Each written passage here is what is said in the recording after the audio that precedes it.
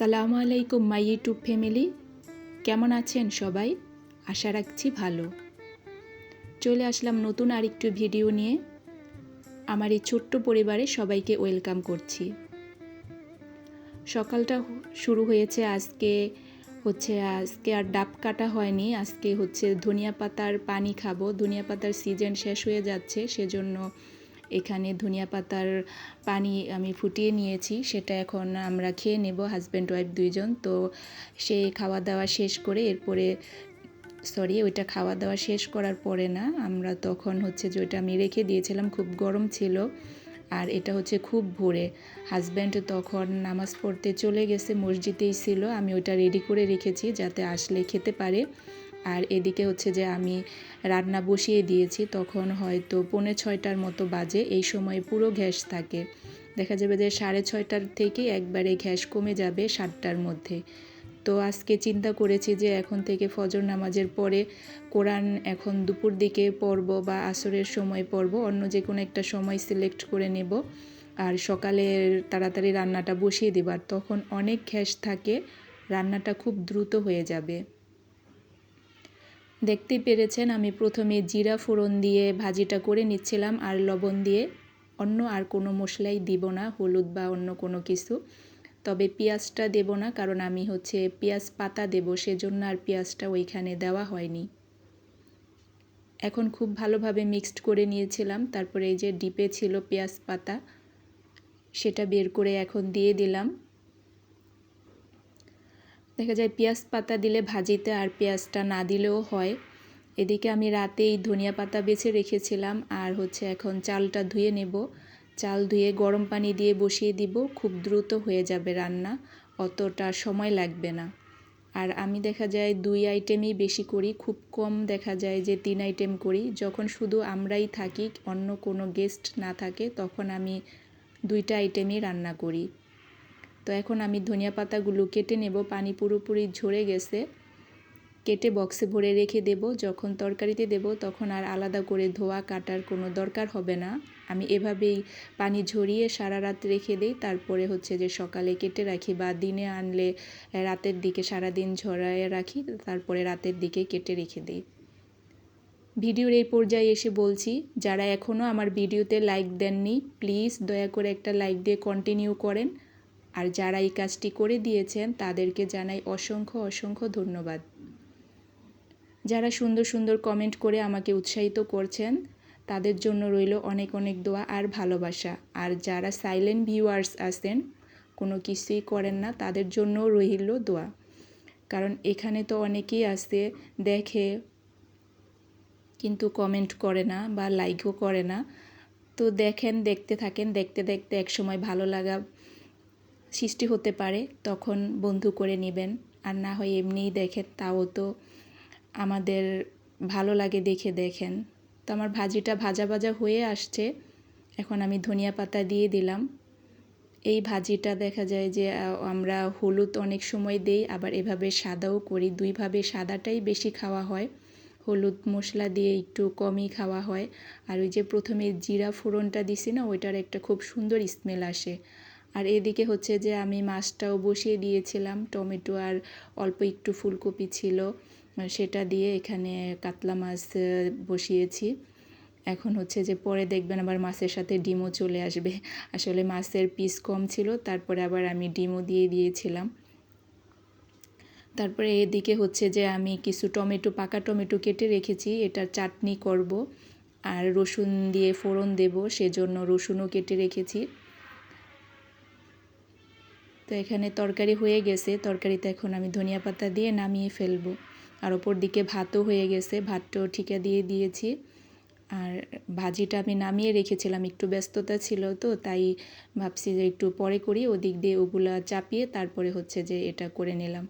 খুব ভোরে গ্যাস বেশি থাকে, এই সময় কাজটা করে নিলেই ভালো হয়, কারণ পরে অল্প গ্যাসে অনেক বেশি সময় লাগে। তারপরে যে আজকে আবার আমাকেই ওদেরকে দিয়ে আসতে হবে। প্রতিদিন আমি দিয়ে আসি না, আমি খুব কম, মাসে কয়েকবার হাতে গোনা যেতে হয়, তাছাড়া ওর বাবাই দিয়ে আসে ওদেরকে। তো আজকে যেহেতু আমি যাব, এদিকে আমি আমার কাজগুলো করে নিচ্ছিলাম। তারপরে আবার ওদেরকে একটু খেতে দেবো, যেহেতু আজকে পাউরুটি বা রুটি আইটেম কোনো কিছু ছিল না, আজকে ওদেরকে আমি ভাত দিব। তবে মেয়ে খেতে চায় না, ওকে আবার আমি হাত দিয়ে খাওয়াই দিয়েছিলাম। আর ছেলে আলহামদুলিল্লাহ খায়। মেয়ে দেখা যায় যে ওর তো 11:15টায় ছুটি হবে, ও তো 11টার মধ্যে বাসায় চলে আসবে, কিন্তু ছেলে তো আস্তে আস্তে 2:45 বেজে যায়। তো ওকে ভারী খাবার দিয়ে দিলেই ভালো হয়। আর অনেক সময়ের ব্যাপার তো, আর ছেলে মানুষ দেখা যায় স্থির তো থাকে না, দুষ্টুমির উপরেই তো থাকে। আর এই দোতলা 3তলার উপর ওঠানামা করে, এই রুমে ওই রুমে, দেখা যায় যে টিফিন টাইমে ছোটাছুটি করে। এখন আমি টমেটোর চাটনিটা করে নিচ্ছিলাম। এখানে আমি প্রথমে সরিষার তেল দিয়ে তারপরে হচ্ছে যে শুকনো মরিচ দেব আর রসুনটা দিয়ে ফোড়ন দিয়ে এইভাবেই টকটা করব। আর লাস্টে আবার আমি একটু হালকা একটু চিনি দিই, তাতে স্বাদের ব্যালেন্সটা ভালো আসে। এখানে আমি একে একে সব কিছু করে নিচ্ছিলাম, আর ওদিকে বাচ্চাদেরকেও তাড়াতাড়ি করতেছিলাম যে তোমরা এটা করো ওইটা করো। ওই সময় কিন্তু ওরা হচ্ছে যে কোরআন পড়তেছিল। আমি এটা এখন বসিয়ে রেখে আপনাদের সাথে শেয়ার করব যে ওরা কোরআন পড়তেছিল। আলহামদুলিল্লাহ ওরা 5 ওয়াক্ত নামাজ পড়ে, আর হচ্ছে কোরআনটাও হয় 5 মিনিট, মানে 1 পৃষ্ঠা বা কয়েক আয়াত হলো প্রতিদিন পড়ে। আর ছেলের তো দেখা যায় যে ইয়াসিন, আর রহমান, মুলক, তারপর হচ্ছে যে ওয়াকিয়া, এই 4টা মুখস্থ করেছে। ও যদি সময় না পায় তাহলে ওগুলাই ও নিজে নিজে পড়তে থাকে, কিন্তু অনেক দুষ্ট। আমি যদি বলি আমাকে একটু শোনাও, অনেক বলতে বলতে তারপরে শোনায়। তো এই বছর আর ওকে মাদ্রাসায় দেইনি, কারণ হচ্ছে যে 6-এ উঠেছে, তো ওকে কোচিংয়ে দিয়ে দিছি। অনেক পেরেশানি পড়ে যায়, আস্তে আস্তে তো 2টা বেজে যায়, তারপরে কোচিংয়ে 3টা বাজে থাকে, আসে খায় নামাজ পড়ে, তারপরে দেখা যায় যে সময় চলে যায়। আর এই যে আমার বাচ্চারা মাশাল্লাহ, সবাই মাশাল্লাহ বলবেন, ওরা এই যে 7টা 10 বাজে আর হয়তো 5-7 মিনিট পড়বে, তারপরে হচ্ছে যে ওরা রেডি হবে। আর মেয়েটা হচ্ছে যে একেবারেই কিছুই খেতে চায় না, তাকে আমি জোর করে এখন একটু ভাত খাইয়ে দিব। আমি যদি না খাইয়ে দেই সে আরও খেতে চায় না, তাকে দিনের মধ্যে 3 বেলার মধ্যে 2 বেলাই খাইয়ে দিতে হয়। আর যে পিচ্ছিটা, ও চায় নিজের হাত দিয়ে খেতে, কিন্তু এই মেজুজন খেতেই চায় না নিজের হাত দিয়ে। আসলে সব বাচ্চা একরকম হয় না, এক এক বাচ্চা এক এক ধরনের হয়। আর মেজুটা দেখা যায় যে সব কিছু আম্মি করে দিলে সে খুশি, এরকম হচ্ছে ব্যাপার। আর তাকে সব কিছুতেই ভালো বলতে হবে, আর কথা অনেক কম বলে। আর ছোটজন তার হচ্ছে বিপরীত, পরিচিত অপরিচিত নাই, রাস্তাঘাটে সবার সাথেই কথা বলে, সবার হাত ধরে চলে যেতে চায়, যাই বলবে আমার সাথে যাবে সে এখানেই পিছে পিছে হাঁটা শুরু করে। তো সেদিন মানে রাস্তায় এক আন্টি বলতেছিল, বয়স্ক লোক, সে বলছে তো হাত ধরে যাওয়া শুরু করছে, পরে বলতেছে তোমার মেয়েকে নিয়ে যেতে তো সুবিধা হবে, সে যার সাথেই বলে তার সাথেই চলে যায়। পরে আমি মানে অবাক হয়ে গেলাম যে হুট করে ইনি এ কথা কেন বলছেন। তো তারপরের থেকে দেখা যায় আমি ওকে একটু বেশি আরও কেয়ার করি, যে রাস্তাঘাটে অনেক সময় অনেকে টার্গেটে থাকে। আর এই যে এই অল্প একটু ভাত নিছি তাও সে খাবে না। আর ওই যে ছেলেটা রেডি করে রাখছি, ওই যে বসে বসে সে পেটেই করতেছে, যে তার পেটে এই লাগতেছে, সে খাবে না, তারপরও জোর করে একটু খাইয়ে দিছি আর কি।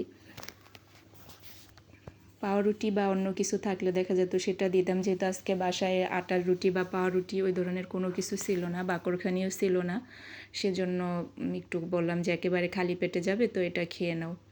এরপরে এই যে খাওয়া দাওয়া শেষ করে চুল টুল বেঁধে দিলাম, এখন তারা রেডি হইতেছে। রেডি হয়ে ব্যাগ ট্যাগ সব গুছানো শেষ, তারপরে আবার আমি ওদিক দিয়ে রেডি হইতেছিলাম যে ওদেরকে দিয়ে আসবো।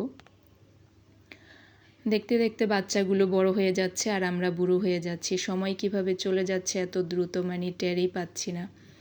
এরপরে হচ্ছে যে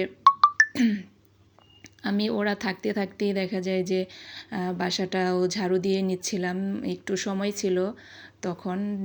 তো আমি 8:15 বাজে বেরোবো, 10 মিনিট সময় ছিল, তো বললাম যে দাঁড়াও আমি 2টা রুম ঝাড়ু দিয়ে নেই, তারপরে 10 মিনিট পরেই বের হই। 8:15 বাজে বেরোলেই হয়, 8টার মধ্যে উপস্থিত থাকতে হয়। আর আমাদের বাসা থেকে হেঁটে গেল 10 থেকে 12 মিনিটের চেয়ে বেশি লাগে না। আর এই যে ছোটোজন কোনোভাবে এগুলো ঠিক করতে দিবে না, সে এইভাবেই রাখবে, তো সে ওদিক দিয়ে চিল্লাচিল্লি করতেছে। আর এই যে আমি কার্পেট ঝেড়েও উঠিয়ে রেখেছি, ঘর মোছার আগে প্রতিদিন এভাবে ঝেড়ে উঠিয়ে রাখি। আর রাতে হাজব্যান্ড এই পাখির বাসাটা নিয়ে এসেছিল, তো আমার বারান্দা তো খুব ধুলাবালি আসে, সেজন্য আপাতত এটা এখানেই দেয়ালে টাঙিয়ে দিয়েছি। এরপরে হচ্ছে যে আমি আবার ওদেরকে বলতেছিলাম যে তোমাদের কি হয়েছে নাকি। এই তো এখন হচ্ছে যে এতক্ষণ ধরে বসে আছে, সে এখন জুতা পরারও সময় পায় না, মানে লাস্টে যাওয়ার সময় এরকম তাড়াহুড়ো পড়ে। তখন খুব রাগ হয় যে তুমি এতক্ষণ ধরে বসে আছো, তো রেডি হবা, পুরোপুরি রেডি না হয়ে এখন জুতা পরারও সুযোগ নেই। এরপরে এদেরকে দিয়ে আসলাম, রাস্তার মধ্যে সবাই স্কুলে যাচ্ছে, তো এখানে একটু নিলাম যে সকালবেলা এখানে গাড়ি জ্যাম লেগে গেছে এত ভোরে, মানে সবার তো অফিস আদালতে বের হয়, এজন্য। এই তো এখন বাসায় চলে আসছি, আবার শুরু হবে বাসার আবার কাজ। আসলে আমরা দেখা যায় সকালবেলা আমার কাজে অনেক বেশি চাপ থাকে, আর সারাদিন তেমন হালকা পাতলা আমার সুযোগ সুবিধা মতো আমি করে নেই। আর সকালবেলার কাজগুলো দেখা যায় স্টেপ বাই স্টেপ থাকেই, এগুলো করেই নিতে হয়। আর 2 দিন হয়ে গেছে আমি এই বেসিনটা ধুই না। এদিকে আমি একটু ভিম লিকুইড দিয়ে নিয়েছিলাম। হারপিক আমি খুব কম দিই, অনেক বেশি ময়লা হলে দেই, না হলে হারপিক ওইভাবে দেই না। তো ভিম লিকুইড দিয়েই ধুয়ে নিচ্ছিলাম বেসিনটা। এরপরে গাছের পানিটাও চেঞ্জ করে নেব। আরেকবার মনে করিয়ে দিচ্ছি, যারা এখনও আমার ভিডিওতে লাইক দেননি প্লিজ দয়া করে একটা লাইক দিয়ে কন্টিনিউ করেন। জানি না এখন পর্যন্ত কে আছেন, তবে দেখা যায় সারাদিনের রুটিন বা কাজকর্ম একটা রুটিন বাই দেখাতে গেলে একটু বড় হয়ে যায়, সেটার জন্য আজকের ভিডিওটা একটু বড় হয়ে গেছে। কারণ যে আমি থাম্বনেল, সে থাম্বনেলের সাথে মিল করে যদি আমার ভিডিওতে না থাকে, তাহলে মানুষ মানে বলবে যে থাম্বনেলের সাথে তো কোনো মিল নেই। তো আমি যে থাম্বনেলটা দিব তার মধ্যে আমার এইসব কাজগুলো রাখলে সুন্দর হবে, সেই চিন্তা করে আসলে করেছি। তারপরে দেখা যায় যে যতটুক দেখার সে তো ততটুকুই দেখবে। তবে আমার মনে হয় কি, আমাদের যদি এতটা তাড়া থাকে, তাহলে টেনে টেনে না দেখে প্রথম থেকে যতটুক দেখার অতটুক দেখে নিলেই হয়তো ভালো হয়। কারণ আমরা সবারটাই তো সবারই সমস্যা, এইভাবে করলে কম্পিউটার তাকেও দেখবে, আমাকেও দেখবে। আর এদিকে হচ্ছে যে আমি গাছটার পানিও চেঞ্জ করে নিলাম। এরপরে আমি চলে যাব ঘর মোছার কাজে। বড় ভিডিও দিলে দেখা যায় যে অনেক সময় থাকে, তো অনেক কথা বলার ওইভাবে দেখা যায় থাকে না। আর যারা ছোট ভিডিও দিলে তখন দেখা যায় কথা থেকে যায়, ভিডিও শেষ হয়ে যায়, এরকম হয়েছে আজকে। তো এই যে আমি এখন সব বেসিন টেসিন সব কিছুই করে এখন বাসাটা মফ করে নেব। আর এভাবে আপনাদের সাথে আজকে এই মফ করতে করতেই বিদায় নেব। তো এভাবে এত বড় ভিডিও বা এত কিছু কাজ টাজ রান্না বান্না বাহিরে যাওয়া সব কিছু মিলিয়ে দেওয়া হয় নাই, এই ফার্স্ট টাইম দিয়েছি। তো দয়া করে একটু কষ্ট করে দেখে নেবেন প্লিজ, টেনে টেনে দেখবেন না। তো এখন হচ্ছে যে আমি এই রুমটা মুছে ড্রয়িং রুমে চলে যাব। আপনাদের সাথে অনেক কথা হলো, কথার মধ্যে অনেক ভুল ত্রুটি আছে, ক্ষমা সুন্দর দৃষ্টিতে দেখবেন। পরবর্তীতে আরও অনেক গল্প কথা হবে। সবার সুস্বাস্থ্য কামনা করছি, সবাই সবার জন্য দোয়া করব, আর সবাই সবাইকে সাহায্য করব, এতে সবারই পথ চলাটা সুন্দর হবে, সহজ হবে। আল্লাহ হাফেজ।